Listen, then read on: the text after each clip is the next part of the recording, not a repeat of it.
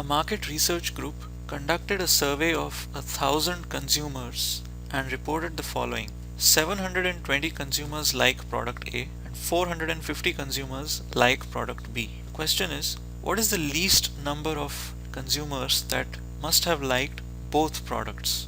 So let's see what information is given to us. Let's represent the set of consumers who liked product A, the set A, and the set of consumers who liked product B with the set B. We are given that the number of elements in the set A is 720 and the number of elements in the set B is 450. Now we have to find out what's the least number of consumers that must have liked both the products. So obviously it's not clear what is the exact number of consumers that must have liked both products. The exact number cannot be calculated because we don't have sufficient information. If we had to figure out what is the number of elements in the set A intersection B, which is basically the number of consumers that must have liked both the products, how would we do it? We would say that this is the number of elements in the set A plus the number of elements in the set B minus the number of elements in the set A union B. Now since we are not given what the value of this is, we are given the value of this, that's 720, and we are given the value of this, which is 450, but we are not given the value of the number of elements in A union B, which is why we cannot figure out what is the exact value of the number of elements in A intersection. That is going to depend on what the value of this number is.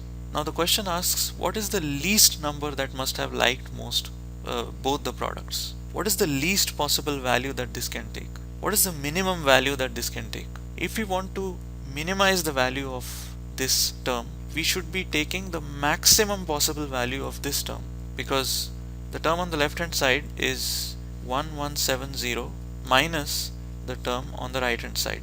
What is the maximum? If we could figure out what is the maximum possible value of this term, that would give us the minimum possible value of this term. So what's the maximum possible value of A union B? What we are given in this problem is that the survey was conducted on 1,000 consumers.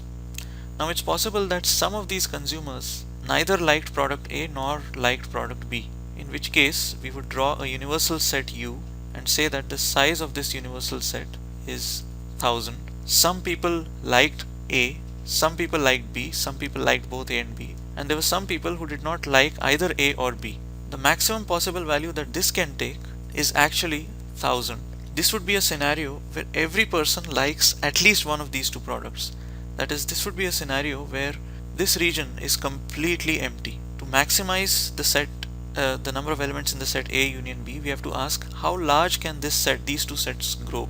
These two sets can ultimately grow so large that they become equal to U, which means that their complement, which would be the number of elements, the set lying outside of them, this set would become effectively empty if they were to grow to their maximum possible value. So the maximum possible value of A union B, the number of elements in A union B is 1000, and so the minimum possible value of their intersection, the number of elements in their intersection, would be 170. So the least number of consumers that must have liked both the products is 170.